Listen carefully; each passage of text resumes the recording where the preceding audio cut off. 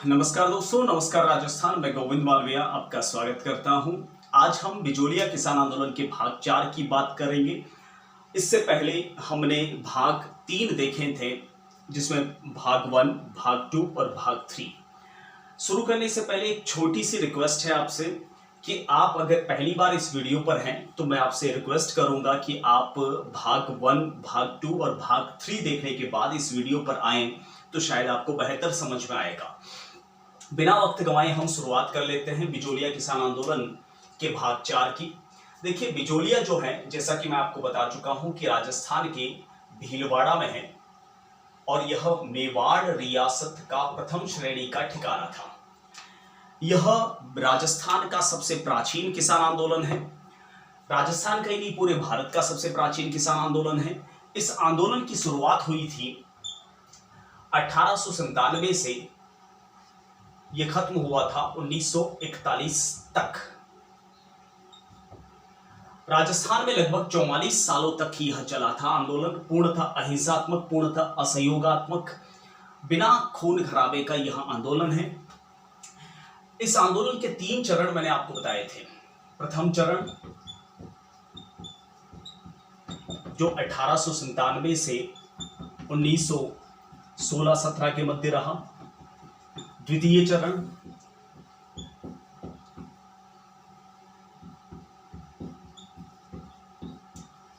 जो 1916-17 से लगाकर 1927 के मध्य रहा, और तृतीय चरण जो कि 1927 से 1941 के मध्य रहा। मैंने आपको बताया था, अगर आप पहली बार इस वीडियो पर हैं, तो 1897 में गोविंदपुरा गांव में नानजी भील और नानजी पटेल और ठाकरी पटेल दोनों ने मेवाड़ महाराणा फतेह सिंह से शिकायत की थी ठाकुर कृष्ण सिंह के खिलाफ। लेकिन परिणाम कुछ नहीं निकला। ऊपर से 1903 से 5 के मध्य चमड़ी कर उनके ऊपर लगा दिया गया।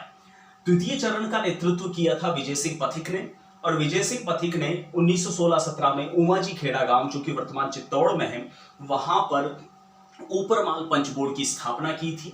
यही पहले विद्या प्रचारिणी सभा कहलाती थी और जिसके अध्यक्ष बनाए गए थे श्री मन्ना पटेल को। अब बात कर लेते हैं तृतीय चरण की। देखिए, तृतीय चरण बिजोलिया किसान आंदोलन का जो अंतिम चरण होगा, और आई थिंक ये वीडियो भी बिजोलिया किसान आंदोलन से संबंधित अंतिम ही होगा।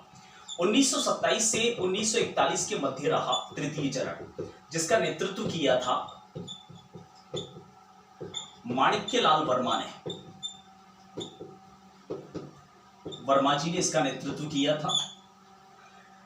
देखिए, इसको मैं एक और नाम देना चाहता हूं, जिसे फुसारिया किसान आंदोलन भी कह सकते हैं। अब मैं इसको क्यों फुसारिया किसान आंदोलन कहना चाह रहा हूं और क्यों कह रहा हूं, और शायद पहली बार ही आपने इसका नाम सुना होगा, फुसारिया आंदोलन। और जो पहली बार सुनते हैं वही एग्जामिनेशन बोर्ड अक्सर टारगेट करता रहता है। यह एक विडंबना है, पर क्या करें, ऐसा होता है। पहले बात तो देख लेते हैं फुसारिया है क्या और कहां है। फुसारिया जो है, वर्तमान उदयपुर शहर के नजदीक है। कानोड़ भिंडर के बीच में एक छोटा सा गांव है। वहां के ठाकुर थे जिनका नाम था जय सिंह। ठाकुर जय सिंह स्तीकसुदा जमीनों पर बेगार लेते थे। अब सबसे पहले देख लेते हैं ये स्तीकसुदा जमीनें क्या होती हैं। स्तीकसुदा जमीन होती है पट्टे वाली जमीन, इंग्लिश में बोले तो लीज वाली जमीन, ठेके वाली जमीन। आप भी जानते हो कि पहले जो जमीनें होती थी वह रजवाड़ों की होती थी, और रजवाड़े उस जमीनों को ठाकुरों को, ऊंची बोली लगाने वाले ठाकुरों को पट्टे पर या ठेके पर दे देते थे। अब जो ऊंची बोली लगाएगा तो स्वाभाविक सी बात है ऊंचा ही कमाना चाहेगा। और आप भी जानते हो कि ठाकुर साहब ने अगर लीज पे जमीन ली है तो वह और उसका परिवार तो वहां खेती नहीं करेगा। खेती कौन करेंगे? मजदूर करेंगे। उनसे बेगार लेते थे ये, जिसे कहीं कहीं भाषा में बैठ बेगार भी कहा जाता है। अब ये बेगार क्या होता है? बेगार होता है बिना पेमेंट के कार्य करवाना। कहीं कहीं इसे सागड़ी प्रथा भी कहते हैं, कहीं पर हाड़ी प्रथा भी कहते हैं। एक तरह से यह बंधुआ मजदूरी होती थी। जैसा कि आप जानते हो कि ठाकुर साहब ने जमीन अगर ऊंची बोली लगा के खरीदी है तो ठाकुर का परिवार तो वहां खेती करने से रहा। खेती कौन करेंगे? मजदूर। एक सागड़ी रखा जाएगा, हाड़ी रखा जाएगा, जो एक बंधुआ मजदूर की तरह काम करेगा बिना पेमेंट के। ठीक है, वो वहीं पर खाए पिए और उसका परिवार मस्त रहे। बाकी जितना भी वो मेहनत करके धान उगाता है वो सारा ठाकुर साहब हो जाता है। इसे कहते हैं स्तीक सुदा जमीनों पर बेगार लेना, जो कुछ हद तक थोड़ा सा अंतर है इन शब्दों में, लेकिन मतलब एक ही निकलता है, बिना पेमेंट के कार्य करवाना। तो यहाँ के किसान, फुसारिया के किसान इस वजह से काफी परेशान थे। जरा सोचिए कि मैंने आपको भाग 3 में यह बताया कि 1922 में हॉलैंड कमीशन आया। हॉलैंड कमीशन ने ठाकुर केसरी सिंह और किसानों के मध्य समझौता करवा के किसानों के ऊपर से 35 कर हटा दिए थे। जब कर हटा ही दिए थे तो आंदोलन आगे बढ़ाने की जरूरत कहां थी? ठीक है, तो हुआ ये कि फुसारिया गांव के किसानों से ठाकुर जयसिंह स्तीक सुदा जमीनों पर जबरदस्ती बेगार लेता था, बंधुआ मजदूरी करवाता था, सागड़ी प्रथा या हाड़ी प्रथा के तहत। इसलिए वहां के किसान परेशान थे और किसानों ने माणिक्यलाल वर्मा और ऊपरमाल पंच बोर्ड के नेताओं को यहां इनवाइट किया, स्पेशली विजय सिंह पथिक को। और आप जानते हो कि पथिक साहब ने कितनी चतुराई के साथ में किसानों को उनका हक दिलाया था। तो किसानों को, फुसारिया गांव के किसानों को भी यहां उम्मीद थी कि उन्हें यहां पर उनका हक दिलाया जाएगा। इस वजह से जब ऊपरमाल पंच बोर्ड के नेता पथिक वगैरह, माणिक्यलाल वर्मा, सीताराम दास वगैरह यहां पहुंचे तो पथिक साहब, अब तक आप भी जानते हो कि उन्होंने किसानों को उनका हक दिलवाया था, तो स्वाभाविक सी बात है अब तक तो उनमें ईगो आ चुका होगा। बस इसी ईगो के भरोसे पथिक साहब ने फुसारिया गांव के किसानों को कहा कि आप जमीनों से इस्तीफे दे दो, इस्तीफे दे दो। ये बात कही पथिक साहब ने, बड़े ओवर कॉन्फिडेंट होकर ये बात कह दी। ठीक है, जमीनों से इस्तीफे देने का सीधा सा मतलब है कि किसान जो हैं इस जमीनों पर खेती नहीं करेंगे। पथिक साहब को यहां के जमीनी हालात पता नहीं थे। यहां के लोकल व्यक्ति थे माणिक्यलाल वर्मा, उनको यहां की जमीनी हालात पता था। माणिक्यलाल वर्मा ने कहा पथिक साहब को कि कुछ और उपाय कीजिए, आप जमीनों से इस्तीफे दे देंगे, क्या पता कल उठ के यह ना हो कि ठाकुर जयसिंह पड़ोस के गांव से मजदूरों को बुलाकर खेती करवा ले और जो 2 जून की रोटी किसानों को मिल रही है वो भी आना बंद हो जाएगी। लेकिन पथिक साहब ओवर कॉन्फिडेंट होकर कह रहे थे कि ऐसा कुछ भी नहीं होगा, मैं बैठा हूं। तो पथिक साहब को किसान ज्यादा मानते थे और किसानों ने पथिक साहब के भरोसे जमीनों से इस्तीफे दे दिए और हुआ वही जो माणिक्यलाल वर्मा ने कहा था। पड़ोस के गांव से ठाकुर जयसिंह ने मजदूर बुलाकर खेती आरंभ करवा दी और जो किसानों को 2 जून की रोटी नसीब हो रही थी वो भी मिलना बंद हो गई। यानी एक तरह से पथिक साहब की यहां नैतिक हार हुई और यही विवाद था, जमीन विवाद था पथिक साहब और माणिक्यलाल वर्मा के बीच में, जो अक्सर आप गाइड बुक पुस्तकों में पढ़ते हैं लेकिन पूरा एक्सप्लेन उसको नहीं कर रखा है। ठीक है, इसी जमीन विवाद की वजह से पथिक साहब इस आंदोलन से अलग हो गए थे और 1927 में इस आंदोलन का नेतृत्व किया था माणिक्यलाल वर्मा साहब ने। अब माणिक्यलाल वर्मा ने क्या किया वो भी जरा देख लीजिए। देखिए,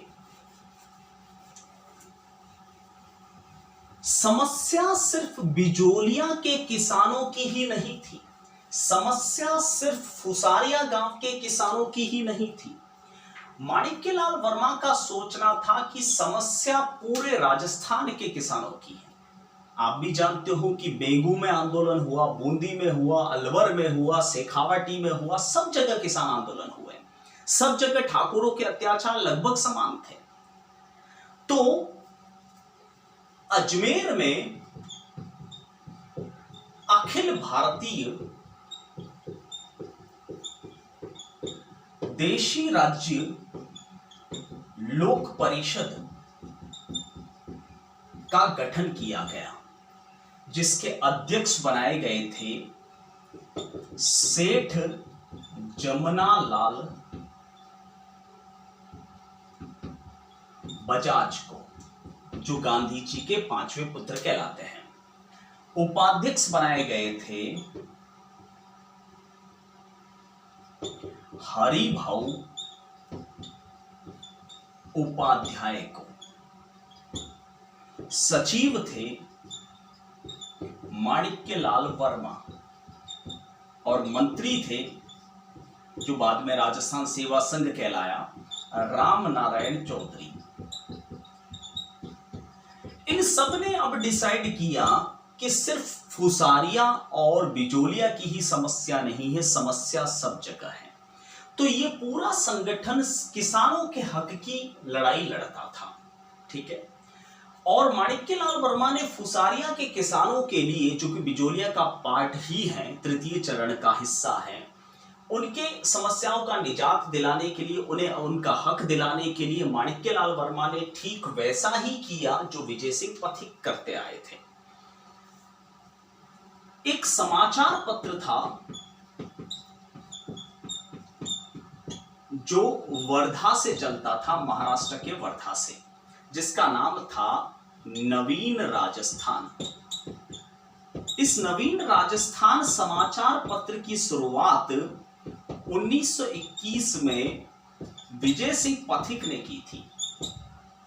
बाद में इसी समाचार पत्र का नाम बदलकर इसका प्रकाशन अजमेर से करवाया गया माणिक्यलाल वर्मा द्वारा, और इसका नाम रखा गया तरुण राजस्थान।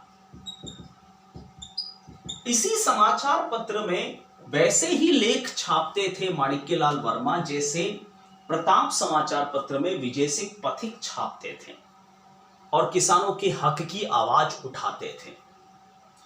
और जब फुसारिया गांव के किसानों की हक की आवाज इस समाचार पत्र में उठाई गई, तो ब्रिटिश सरकार को एक बार फिर से झुकना पड़ा और ठाकुर जयसिंह को समझाना पड़ा।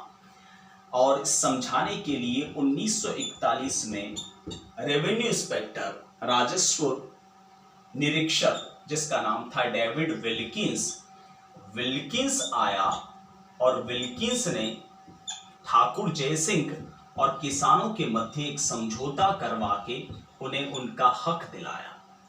बस इसी के साथ यह आंदोलन यहां समाप्त माना जाता है। देखिए, थोड़ा सा समाचार पत्रों पर टारगेट कीजिएगा। समाचार पत्र जो है वो कहीं ना कहीं एग्जाम का मैटर ज्यादा बनते हैं। आप जरा सोचिए कि अगर समाचार पत्र ना होते तो क्या होता।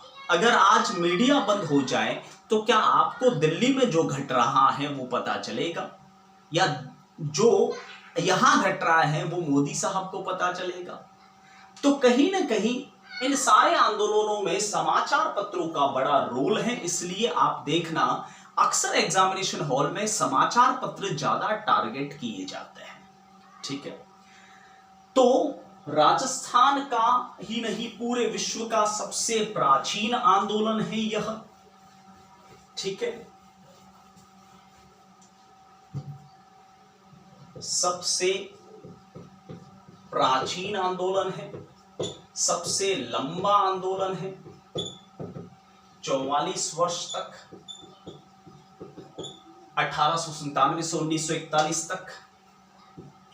पूर्णतः अहिंसात्मक आंदोलन है, कहीं पर भी हिंसा नहीं हुई, पूर्णतः असहयोगात्मक आंदोलन है। यह आंदोलन पूर्णतः अहिंसात्मक, पूर्णतः असहयोगात्मक है। ये आंदोलन की विशेषताएं हैं। देखिए, प्रथम चरण में हमने साधु सीताराम दास को देखा, लेकिन नेतृत्वकर्ता के रूप में मैं फिर से कहूंगा वो नहीं थे। अगर वो बात विद्या प्रचारिणी सभा में पथिक साहब को ना बताते तो इतनी बड़ी बात ना होती। इसलिए बिजोलिया आंदोलन के जनक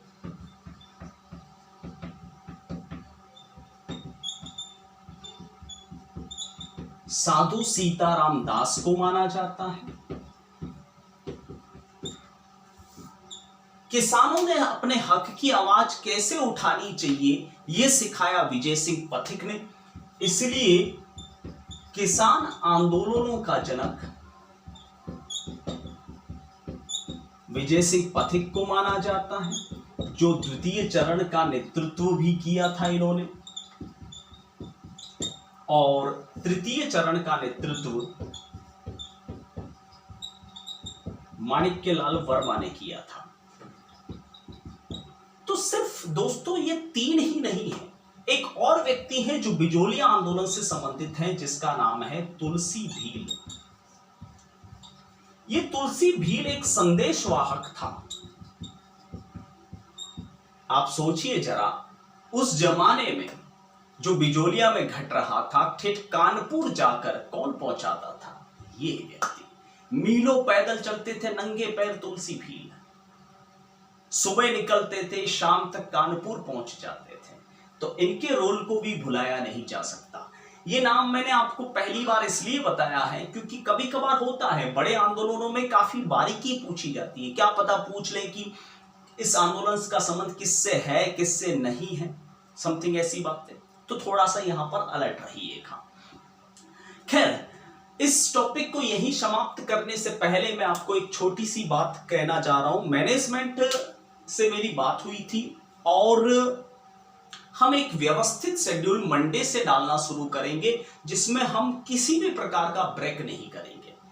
राजस्थान और इंडिया के सब्जेक्ट जो हैं शुरू से लगाकर एंड तक एक व्यवस्थित तरीके से चलाएंगे, जिसमें वीडियो की क्वालिटी पर स्पेशली जोर दिया जाएगा।